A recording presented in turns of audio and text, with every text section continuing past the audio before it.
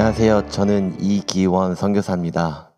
어제 3040에게 오늘 기회를 많이 주신다 하셨는데 아마 제가 30대 대표로 이 자리에 선 것 같습니다.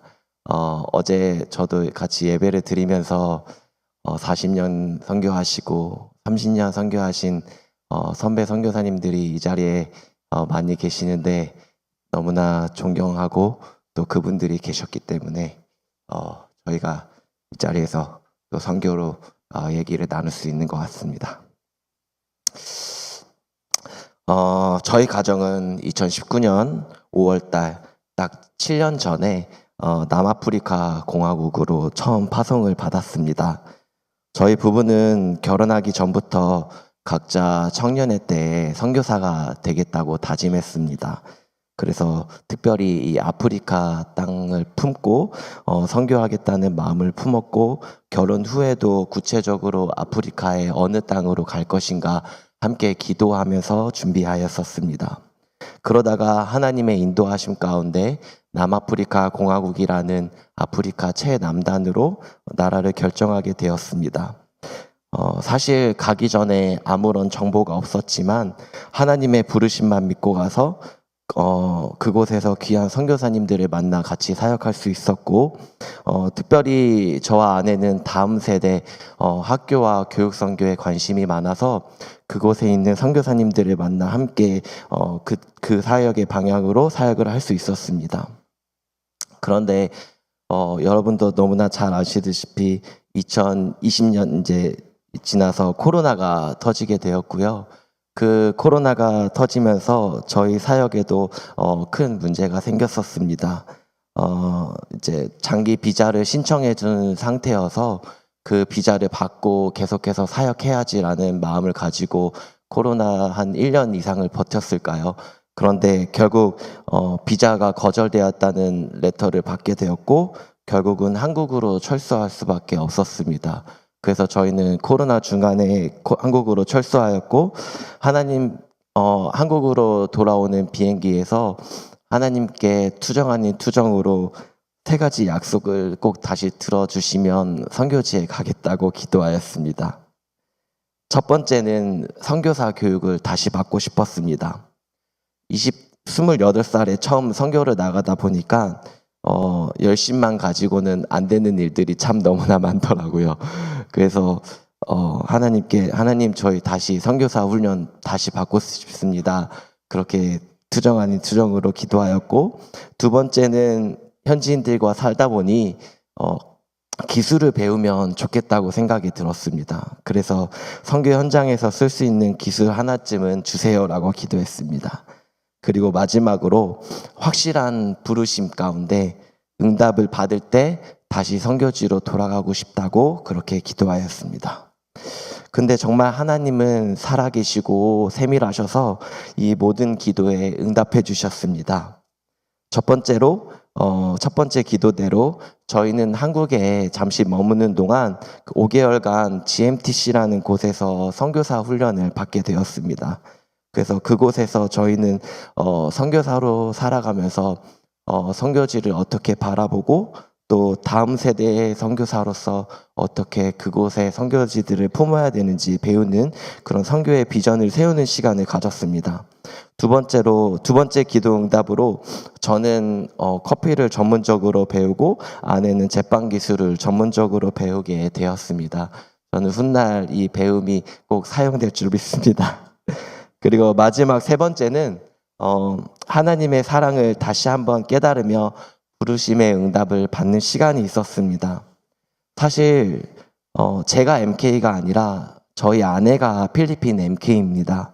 저희 아내는 중학생 때 저희 장인어른과 장모님을 따라서 필리핀 딸락 지역에 있는 원주민 사역을 시작하였습니다. 그래서 지금 20년 넘게 그 사역을 하고 계시고 저희가 그 사역을 하고 있는데, 두 분께서 부모님께서 저희가 남아공으로 처음 사역을 가기 전에 같이 필리핀에서 사역을 하자고 권하셨습니다. 하지만 먼저 저희 아내는 MK이다 보니까 이제 딸의 심정으로 부모님과 같이 사역을 할 수 없다라고 고백하였고, 저도 딸도 그런데 사위인 저는 또 오죽하겠습니까? 그래서 젊은 나이에 열정과 패기만을 가지고 개척해야 된다는 정신을 가지고 저희는 남아공으로 떠날 겁니다 하고 남아공으로 갔었습니다. 그렇게 남아공에서 시간을 보내고 한국으로 돌아와서 부모님께서 장인 장모님께서 저희에게 다시 필리핀으로 돌아오지 않겠냐고 권면해 주셨습니다. 하지만 그때 당시 두 분 모두 연세가 있으셨고 코로나 시기에 3년 동안 한국에 못 나오시면서 평소 가지고 계신 지병이 더욱 안 좋아지셔서 건강도 더 안 좋아지시게 되셨습니다. 이런 상황에서 한국에 있는 저희에게 필리핀으로 와서 사역하기를 권하셨을 때 저희는 단호하게 이렇게 부모님께 말씀드렸습니다. 부르심이 아직 없기 때문에 갈 수 없다고 말씀드렸습니다. 그래서 저희는 그렇게 훈련도 받고 기술도 배우면서 앞으로 선교해야 할 사역지를 두고 매일매일 작정 기도하였습니다. 그런데 놀랍게도 아무런 응답을 하나님께서 해주시지 않으셨습니다. 저희가 어느 나라로 가야 할지, 필리핀으로 가야 할지, 다시 남아공으로 돌아가야 될지 아무런 응답을 해주시지 않으셨습니다.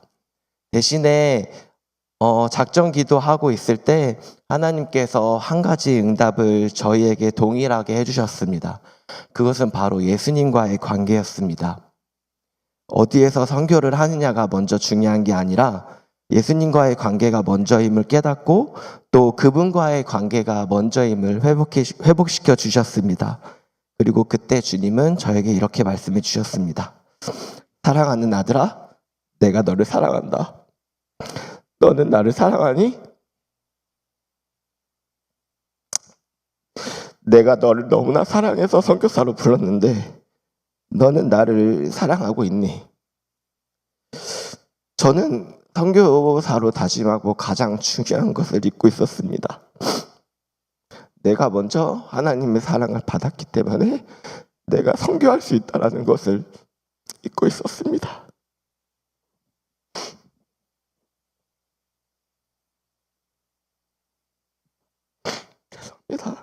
죄송합니다.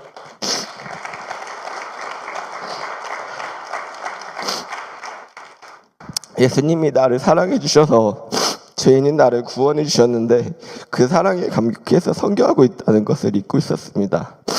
그래서 저는 그렇게 고백했습니다. 예수님, 내가 당신을 너무나 사랑합니다. 내가 받은 사랑 전하게 해주세요. 내가 먼저 사랑받았기에 그 사랑 전하는 사람이 되겠습니다.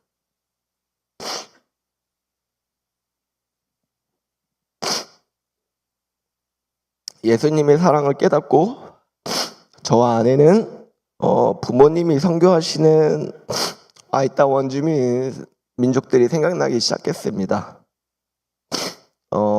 주님은 저에게 합니다.